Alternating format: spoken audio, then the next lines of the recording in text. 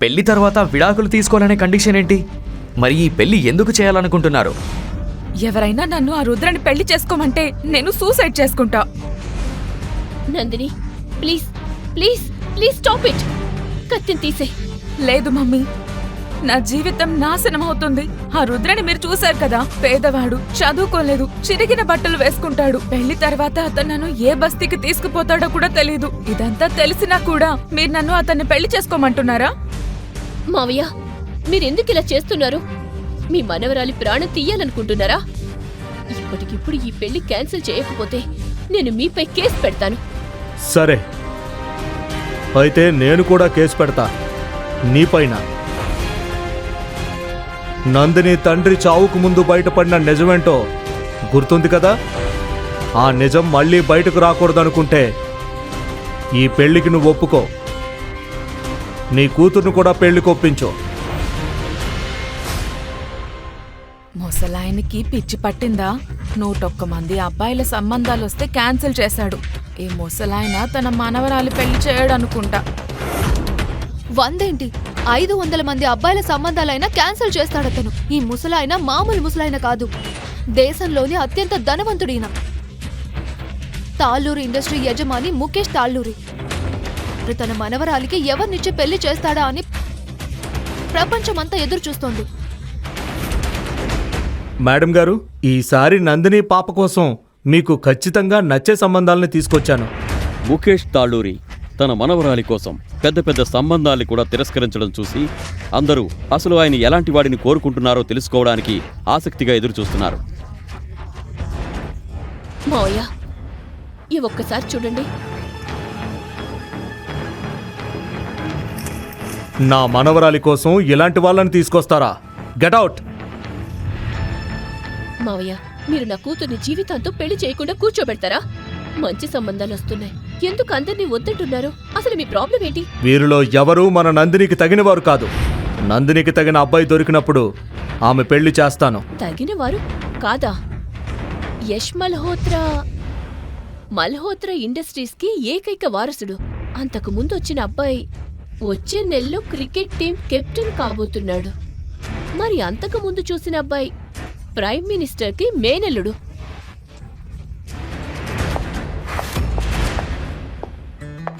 Hi తాతయ్య. Yes అమ్మా. Done. Nandini Mukesh Talluri ఏకైక మనవరాలు. ప్రపంచం ఆశ్చర్యపోయేలా ఆమె కోసం నేను అబ్బాయిని వెతుకుతాను. నా కూతురి కోసం ఏ రాజపు రాకుమారుణ్ణి వెతుకుతున్నారో మరి నాకు అర్థం కావడం లేదు. నీకు బుద్ధుందా లేదా? అది కాదు సార్. 1000 రూపాయల షూ పాడు చేశావు. వైట్ షూకి బ్లాక్ పాలిష్ ఎవడైనా వేస్తాడా? క్షమించండి సార్, మనుషులం కదా, తప్పు అవుతుంది కదా. తప్పు చేసి పైగా వాదిస్తున్నావా? ప్లీజ్ వదిలేయండి సార్. పాపం పిల్లాడు, తప్పు జరిగిందంటున్నాడు కదా, క్షమించండి. వీడినేం చేయాలో నువ్వు నాకు చెప్తున్నావా? నీ లిమిట్స్లో నువ్వుండు. నువ్వు కూడా ఈ షాప్లో షూ పాలిష్ చేసేవాడివే. అయినా నీకు వీడి మీద జాలి కలుగుతుంది కదా. ఇదిగో, ఇప్పుడే ఈ షూ నువ్వు క్లీన్ చేయి. వెళ్ళు, క్లీన్ చేయి. ఏంటి నా మొహం చూస్తున్నావు? లోపలికి వెళ్ళు.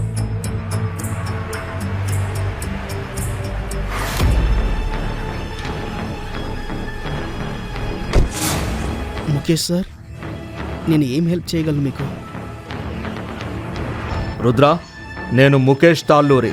నగరంలోనే అతిపెద్ద కన్స్ట్రక్షన్ కంపెనీ తాళ్ళూరి కన్స్ట్రక్షన్స్కి ఓనర్ని.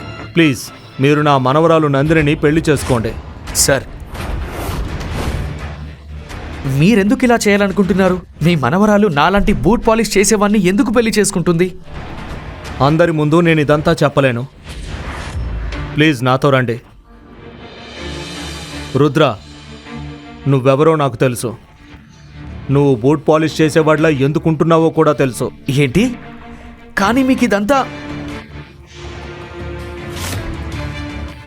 మిగిలిందంతా ఇందులో రాసుంది.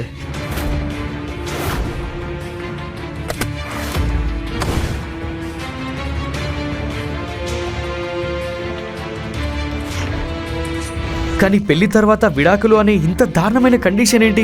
మీరు పెళ్లి ఎందుకు చేయాలనుకుంటున్నారు? మీకు నా గురించి ఎలా తెలుసు? పెళ్ళైన తర్వాత నీకు అంతా తెలుస్తుంది. తన సీక్రెట్ బయటపడకుండా ఉండడానికి రుద్ర ఈ పెళ్లికి ఒప్పుకోక తప్పలేదు. ముఖేష్ తాళ్ళూరి నందిని తల్లి రాజేశ్వరికి ఈ పెళ్లి గురించి చెప్పగానే తాళ్ళూరి మ్యాన్షన్లో గొడవ మొదలైంది. మనం కోట్లకు వారసులు. అలాంటిది మీరు మీ మనవరాలకి ఒక బూట్ పాలిష్ చేసేవాడితో పెళ్లి సంబంధం మాట్లాడొచ్చారు. బాగా ఆలోచించే నేను ఈ పని చేస్తున్నాను. నందిని పెళ్లి ఆ బూట్ పాలిష్ చేసే రుద్రతోనే జరిగి తీరుతుంది. ఈ పెళ్లి జరగడం చాలా అవసరం. ఈ పెళ్లి తర్వాత నందిని జీవితం రాత్రికి రాత్రే మారిపోతుంది. మారడం కాదు, నాశనం నాశనం అవుతుంది. మీకెందుకు అర్థం కావడం లేదు మావయ్య? సరే, మీరు ఏం చేయలేకపోతే నేను అత్తయ్యతో మాట్లాడతాను. అత్తయ్య, అత్తయ్య చూడండి మావయ్య ఏం మాట్లాడుతున్నారో. ప్లీజ్ ఆయనకి అర్థమయ్యేలా చెప్పండి. వీరిద్దరి పెళ్లి జరగడం చాలా అవసరం. నేను స్వయంగా వెళ్ళి వీళ్ళిద్దరి జాతకాలను పండితుడికి చూపించాను. ఆ అబ్బాయి నందిని జీవితంలోకి రావడం కోఇన్సిడెన్స్ కాదు. ఈ బంధాన్ని ఆ పైనున్న దేవుడు నిర్ణయించేశాడు. అత్తయ్య మీరేం మాట్లాడుతున్నారు? జాతకంలో రాసిన ప్రతిదీ మనం నమ్మాలా? సరే, మీరు కూడా నాకు సపోర్ట్ చేయకపోయినా పర్వాలేదు. నేను ఒంటరిగానైనా నా కూతుర్ని ఈ పెళ్లి నుండి కాపాడుకుంటాను. ఎవరైనా నన్ను రుద్రని పెళ్లి చేసుకోమంటే నేను నా నరాలు కోసుకుంటాను. Nandini, please please please stop it, stop it please. ఏం చేసుకోకు, ఈ కత్తిని తీసేయ్. లేదు మమ్మీ, నా జీవితం నాశనం అవుతుంది. ఆ రుద్రని మీరు చూశారు కదా, పేదవాడు, చదువుకోలేదు, చిరిగిన బట్టలు వేసుకుంటాడు. పెళ్లి తర్వాత అతను నన్ను ఏ బస్తీకి తీసుకుపోతాడో కూడా తెలీదు. ఇదంతా తెలిసినా కూడా పెళ్లి చేసుకోమంటున్నారా? లేదు లేదు, నువ్వు ఎక్కడికి వెళ్ళనవసరం లేదు. పెళ్లి తర్వాత రుద్ర ఇక్కడ మనతో పాటు ఉంటాడు. నువ్వు నీ సుఖాలను వదులుకోవాల్సిన అవసరం లేదు. నో, అయినా సరే నేను అతన్ని పెళ్లి చేసుకోను. ఒకవేళ తాతగారు నన్ను బలవంతం చేస్తే నేను నా ప్రాణాలు తీసుకుంటాను. Stop it, stop it. 1 minute, నేను ఎక్స్ప్లెయిన్ చేస్తాను. మావయ్య, మీరెందుకు ఇలా చేస్తున్నారు? మీ మనవరాలి ప్రాణాలు తీయాలనుకుంటున్నారా? ఇప్పటికిప్పుడు ఈ పెళ్లి క్యాన్సిల్ చేయకపోతే నేను మీపై కేసు పెడతాను. సరే, అయితే నేను కూడా నీపై కేసు పెట్టనా? నీపైన నందిని తండ్రి చావుకు ముందు బయటపడిన నిజం గుర్తుంది కదా? ఆ నిజం మళ్ళీ బయటకు రాకూడదనుకుంటే ఈ పెళ్లికి నువ్వు ఒప్పుకో, నీ కూతుర్ని కూడా పెళ్లికి ఒప్పించు. ముఖేష్ తాళ్ళూరి ఇచ్చిన వార్నింగ్తో రాజేశ్వరి నోరు మూసుకుంది. ఆమె నందినిని తనతో పాటు అక్కడి నుంచి తీసుకుపోయింది. అసలేం జరుగుతుంది? టైం వచ్చినప్పుడు రాజేశ్వరికి అన్నీ చెప్తాను. ముందు పెళ్లి జరగనివ్వు. ఇప్పుడు ఈ పెళ్లిని ఎవరూ ఆపలేరు. పెళ్లి వెనక ఉన్న నిజం తెలియకపోయినా రాజేశ్వరి మరియు నందిని ఒప్పుకోక తప్పలేదు. పెళ్లి రోజు దగ్గర పడుతోంది. కానీ ఇప్పటి వరకు నందిని రుద్రని ఒక్కసారి కూడా కలవలేదు. ఈ విషయం రుద్రని లోపల బాధించింది. రేపే మా పెళ్లి, కానీ మేమిప్పటి వరకు సరిగ్గా మాట్లాడుకోవడం కూడా లేదు. ఆమె నా కాల్స్కి ఆన్సర్ చేయడం లేదు, నా మెసేజెస్కి రిప్లై ఇవ్వడం లేదు. నందిని నన్ను అస్సలు యాక్సెప్ట్ చేయాలనుకోవడం లేదు అనిపిస్తుంది. పెళ్లి జరగనివ్వు, నందిని నిన్ను యాక్సెప్ట్ చేస్తుంది. మీరేం మాట్లాడుతున్నారు? నందిని ఈ పెళ్లి తన ఇష్ట ప్రకారమే చేసుకుంటుందని మీరు చెప్పారు కదా. మీ మాటలు విన్న తర్వాత మీరు ఆమెని బలవంతం చేస్తున్నారనిపిస్తుంది. బలవంతంగా పెళ్లి చేస్తున్నా. అయితే ఏంటి? ఇది నాకు నా మనవరాలికి మధ్య విషయం. నువ్వు మధ్యలో జోక్యం చేసుకోకు. సరే ముఖేష్ గారు, నేను మీ ఫ్యామిలీని యాక్సెప్ట్ చేయడం నాకు అవసరమే కావచ్చు. అలాని నేను బలహీనుడిని కాదు. ఓహో, ఇంత అహంకారమా? సరే, పెళ్లిని ఆపేయండి. కానీ అప్పుడు నేను కూడా ఈ ప్రపంచానికి చెబుతాను, నువ్వు బూట్ పాలిష్ చేసేవాడివి కాదు, నీ అసలు నిజం వేరని. ముఖేష్ ఎటువంటి వల వేశాడంటే దాని నుండి ఎవరూ తప్పించుకోలేకపోయారు. మరుసటి రోజు ఇష్టం లేకపోయినా తాళ్ళూరి కుటుంబ ఏకైక కుమార్తె పెళ్లి బూట్ పాలిష్ చేసే రుద్రతో జరిగింది.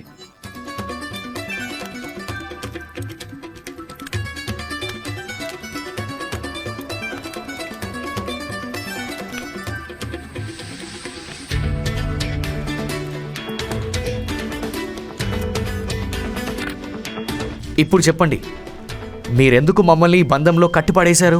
నా జీవితాన్ని నాశనం చేయడంతో మీకేం దక్కిందో చెప్పండి. తల్లి, నేను ఈ పెళ్లి ఎందుకు చేయించానంటే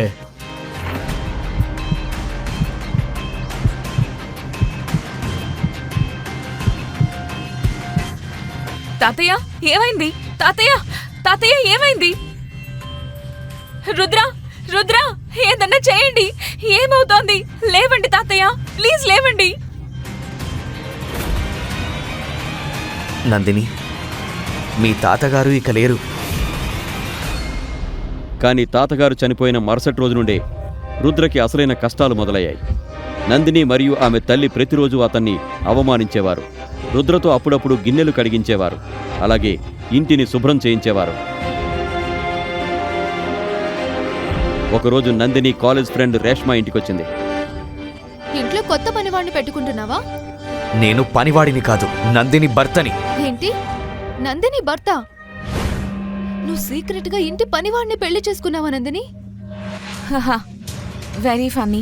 నా దురదృష్టాన్ని చూసి నవ్వడం ఆపేయ్. నువ్వు ఇతనికి డైవోర్స్ ఎందుకు ఇవ్వట్లేదు? తాతయ్య అలాంటి కండిషన్ పెట్టారు. నేను అతనికి డైవోర్స్ ఇవ్వలేను. వదిలే.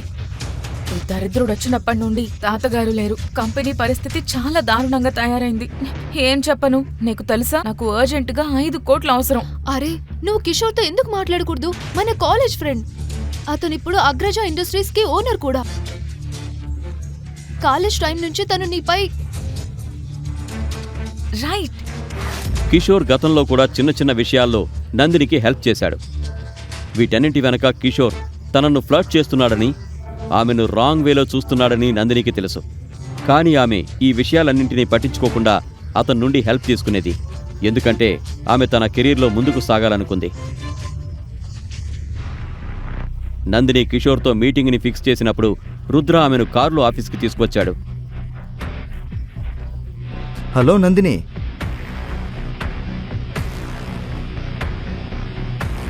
ఎందుకింత లేట్ అయింది? Everything is all right? All okay? Yes, all okay. I'm so sorry, నేను ట్రాఫిక్ లో ఇరుక్కుపోయాను. పర్వాలేదు, ఇట్స్ ఓకే. రా.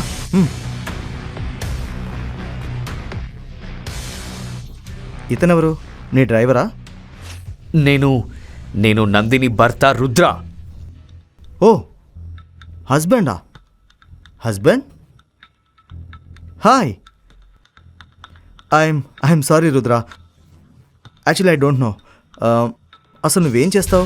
నీ బిజినెస్ ఏంటి? అది యాక్చువల్లీ నేనేం వర్క్ చేయను. నేను అంతగా చదువుకోలేదు కూడా.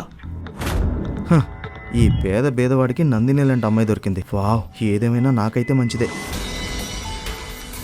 ఇప్పుడు ఆమె నా వల్ల పడేయడానికి కొద్దిగా డబ్బు విసిరితే సరిపోతుంది. అరే పర్వాలేదు, నేను నందిని కోసం ఎంతైనా చేయగలను. మా కంపెనీలో ఒక జాబ్ ఉంది, చెప్పు. వర్క్ చేస్తావా? డోంట్ వరీ, నువ్వు నందిని భర్తవే. నేను నీకు మంచి వర్కే ఇస్తాను.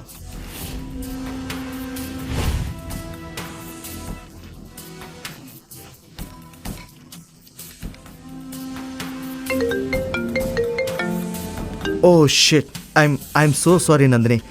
నాకు ఒక అర్జెంట్ మీటింగ్ ఉంది, నేను వెళ్ళాలి. నేను నిన్ను రేపు కలుస్తాను. షూర్.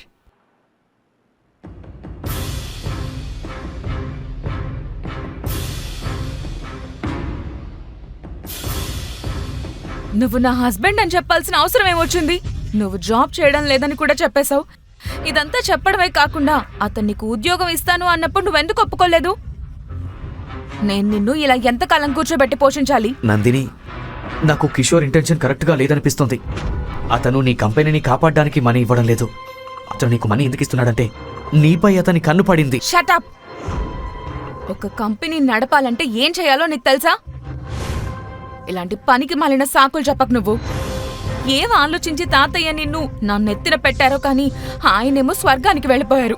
నందిని చూడు, అలా కాదు. చూడు, నాకు 5 కోట్లు కావాలి. అవి దొరకకపోతే నేను నీలాగా అంట్లు తోమాల్సి వస్తుంది. అది నేను చేయలేను.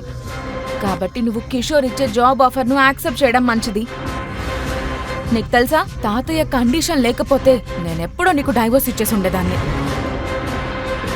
సరే నందిని, నేను ఈ ఆఫర్ యాక్సెప్ట్ చేస్తాను. ఈ జాబ్ చేస్తాను. గుడ్.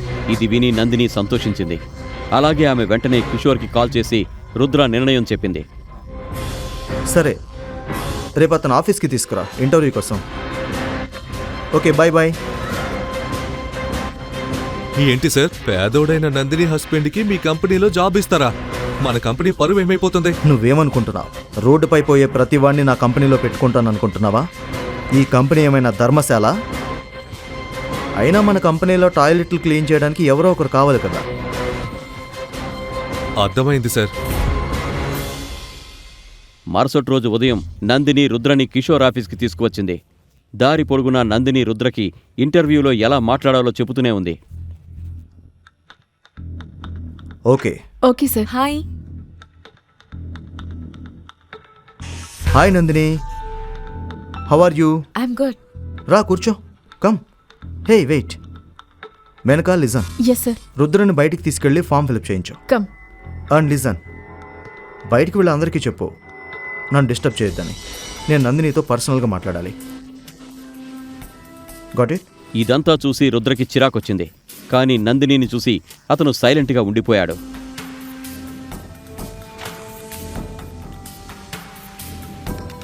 ఇదిగో ఇందులో మీ డీటెయిల్స్ అన్ని ఫిల్ చేసి సైన్ చేయండి. మేడం, ఇందులో సైన్ ఎక్కడ చేయాలి? అరే చదువుకోలేదా? కనిపించడం లేదా? ఇక్కడ సైన్ చేయాలి.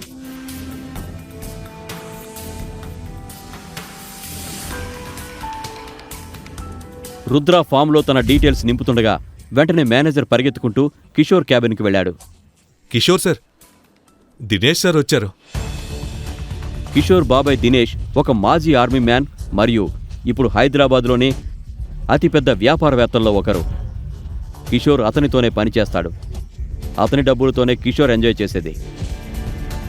నందిని, మనం వెళ్ళాలి, పద.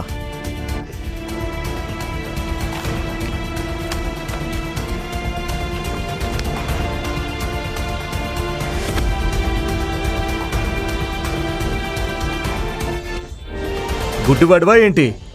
Sir, I'm so sorry. నేను కేవలం ఇక్కడికి అడ్రస్ అడగడానికి వచ్చాను. నేను వెళ్తున్నాను. Sorry sir. దినేష్ రుద్రని గుర్తుపట్టకుండా ఉండడానికి అతను త్వరగా అక్కడి నుంచి వెళ్ళిపోయాడు. అప్పుడే దినేష్ దృష్టి అక్కడ ఉన్న పెన్పై పడింది.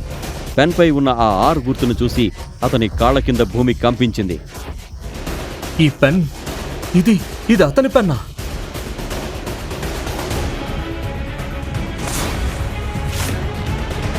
మిస్టర్ రుద్ర 3 ఏళ్ళు ఎక్కడున్నాడు? మన కంపెనీ కొనడానికి వచ్చాడా? ఏంటి, కంపెనీ కొనడమా? అతన్ని చూస్తే అతను ఒక సమోసా అయినా కొనగలడని మీకు అనిపిస్తుందా? నిజం ఏంటంటే అతను నా ఫ్రెండ్ నందిని హస్బెండ్. అతని దగ్గర ఏ పని లేదు. అందుకే నేనే అతనికి ఏదైనా పని ఇద్దామని అనుకుంటున్నాను. మీరు అతన్ని తిట్టేసరికి అతను ఇక్కడ నుండి వెళ్ళిపోయాడు. నీకు పిచ్చి పట్టిందా కిషోర్? ఈ పెన్ని చూస్తున్నావా? ఈ గుర్తును చూస్తున్నావా? ఈ గుర్తు కేవలం... అంటూనే దినేష్ ఆగిపోయాడు. అయితే ఇదంతా విన్న కిషోర్ పరిస్థితి దారుణంగా తయారైంది. తన బాబాయ్ ముఖంలో అలాంటి భయాన్ని అతను మొదటిసారి చూశాడు. సార్, మీరెవరి గురించి మాట్లాడుతున్నారు? మీరు రుద్రని ఎవరో అనుకుంటున్నారు. మేడం, మీ భర్త ఎవరో మీకు నిజంగా తెలీదా? ఈ విషయం మీకు చెప్పాలా వద్దా అనేది నాకు అర్థం కావడం లేదు. రుద్ర సార్ హైదరాబాదులో ఉన్నారంటే దీని అర్థం ఏదో పెద్ద విషయం జరగబోతోంది. నేను నా టీంని అలర్ట్ చేయాలి. మేడం, ఇదిగోండి రుద్ర సార్ పెన్. దినేష్ మాటలు విని నందినికి కూడా ఏమీ అర్థం కాలేదు. అసలు ఈ మాటల అర్థమేంటి? ఎవరి రుద్ర? దినేష్ అంకుల్ ఆర్మీలో ఉన్నారు. అతను రుద్రని చూసి ఎందుకు భయపడుతున్నారు? నందిని భయపడుతూ ఇంటికొచ్చి కోపంతో ఇలా అంది. రుద్ర, ఎవరు నువ్వు? నేను నీ భర్తని, రుద్రతేజ. నీ వాగుడు ఆపు. ఈ పెన్ మరియు దానిపై ఉన్న ఈ గుర్తు, దీని అర్థం ఏంటి? నువ్వు అక్కడి నుండి వచ్చేసిన తర్వాత ఈ పెన్ మరియు ఈ గుర్తును చూసి దినేష్ అంకుల్కి చెమటలు పట్టాయి. ఎవరు నువ్వు? చెప్పు నాకు.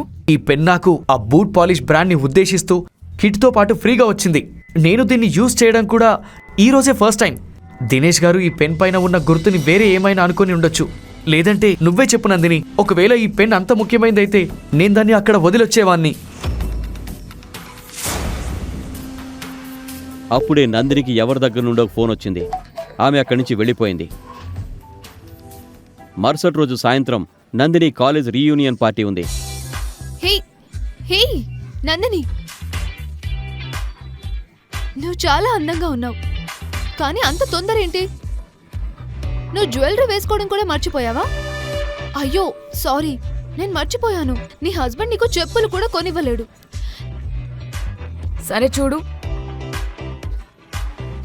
నా హస్బెండ్ నిన్న రాత్రే నాకు 3 కోట్ల నెక్లెస్ గిఫ్ట్ గా ఇచ్చాడు. బాగుంది కదా?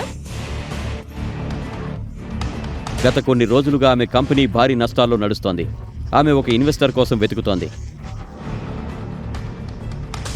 ఈ పార్టీకి ఆమె కాలేజ్ క్లాస్మేట్ అర్జున్ కూడా వచ్చాడు. అతను కాలేజ్ టైంలో ఆమెకు లైన్ వేసేవాడు. ఆమె అర్జున్ ద్వారా కంపెనీలో పెట్టుబడులు రాబట్టుకోవాలనుకుంది. హాయ్ అర్జున్. అప్పుడే ఆమె భర్త రుద్ర ఫ్లవర్ బుకే పట్టుకుని అక్కడికి వచ్చాడు. లోపల క్లబ్ గందరగోళంలో రుద్ర కళ్ళు నందిని కోసం వెతుకుతున్నాయి. ఒక మూలన వైన్ తాగుతూ కనిపించిన నందినిని చూసి వెంటనే పరిగెత్తుకుంటూ ఆమె దగ్గరికి వెళ్ళాడు. నందిని అతన్ని చూడగానే కోపంతో ఊగిపోయింది. నువ్వు ఇక్కడేం చేస్తున్నావు? ఈ పిచ్చి డ్రెస్ వేసుకుని వచ్చావేంటి? చెప్పులు వేసుకుని ఇక్కడికి వచ్చావా? హోటల్ వాళ్ళు నిన్ను లోపలికి ఎలా రానిచ్చారు? లేదు లేదు, నువ్వు ఆఫీస్కి వెళ్ళేటప్పుడు ఫోన్ మర్చిపోయావు. నేను దాన్ని తిరిగి ఇవ్వడానికి వచ్చాను. మరి ఈ బొకే ఏంటి? నువ్వు మర్చిపోయావేమో, ఈరోజు మన పెళ్లి రోజు. అందుకే ఈరోజు నేను నీకు నా గురించి కొన్ని విషయాలు చెప్పడానికి వచ్చాను.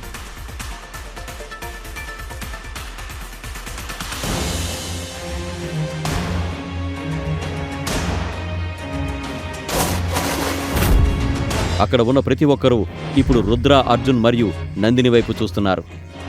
Let's dance. నందిని, ఒక్కసారి నా మాట విను. నేను నీకు నిజం చెప్పాలనుకుంటున్నా. ఆ పూలను చూసావా? నీ స్థానం నా జీవితంలో ఆ పూలతో సమానం.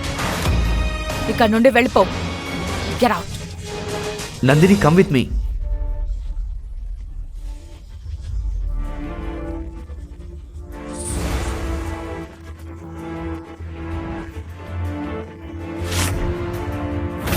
అర్జున్, నువ్వు నాకు హెల్ప్ చేస్తావా? తప్పకుండా చేస్తాను. ఏదేమైనా నువ్వు నా ఫ్రెండ్వి కదా. కానీ నాదో కండిషన్. 2 కోట్లు కావాలంటే నువ్వు ఈ సాయంత్రం మొత్తం నా ఒళ్ళో కూర్చోవాలి. 10 కోట్లు కావాలంటే నువ్వు ఒక రాత్రి నాతో ఉండాలి. చెప్పు, నీకు ఓకేనా?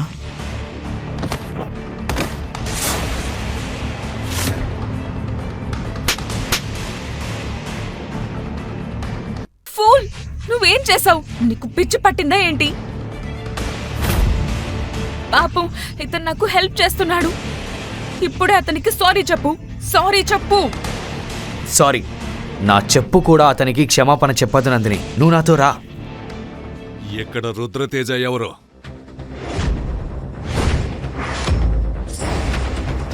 నేనే రుద్రతేజ. నా చేతిలో చావకూడదనుకుంటే నీ రౌడీలను తీసుకొని ఇక్కడి నుంచి వెళ్ళిపో. Hey,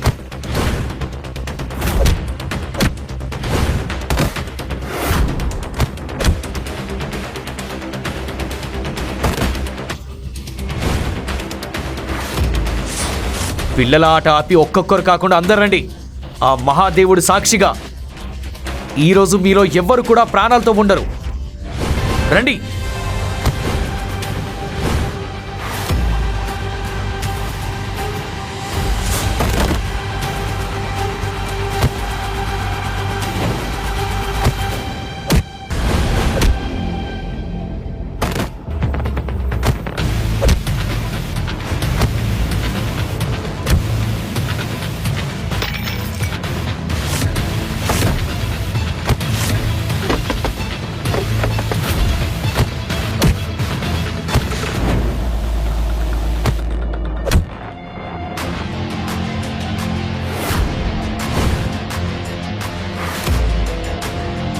head shot.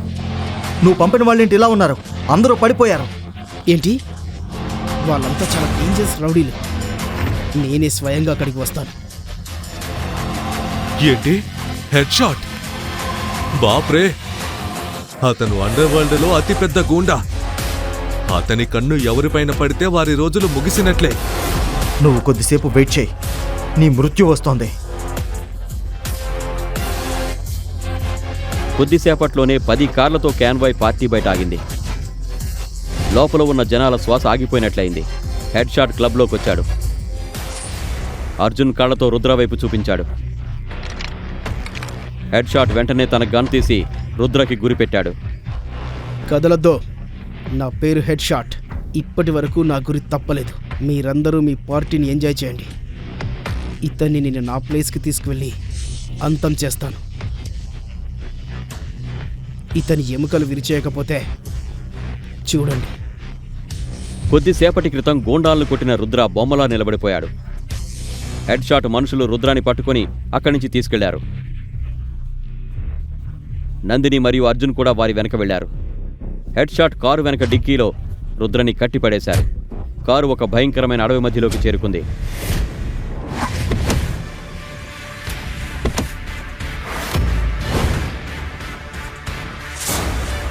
వారు డిక్కీ తెరవగానే అందరి ముఖాలు మారిపోయాయి. రుద్ర అక్కడి నుంచి తప్పించుకున్నాడు.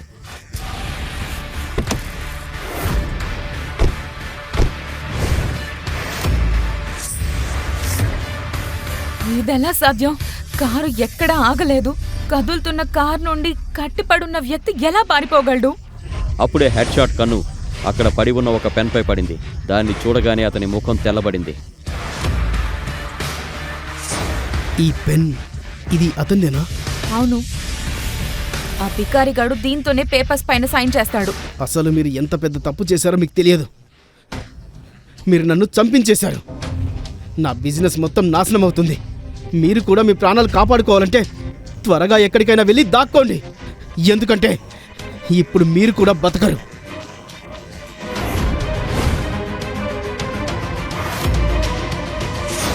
తర్వాత కథ తెలుసుకోవడానికి తదుపరి ఎపిసోడ్ను పాకెట్ ఎఫ్ఎం యూట్యూబ్ ఛానల్లో మాత్రమే చూడండి. మరియు రుద్ర ది డిస్ట్రాయర్ అన్ని ఎపిసోడ్లు వినడానికి కిందిచ్చిన లింక్ పై క్లిక్ చేసి పాకెట్ ఎఫ్ఎం యాప్ని డౌన్లోడ్ చేసుకోండి.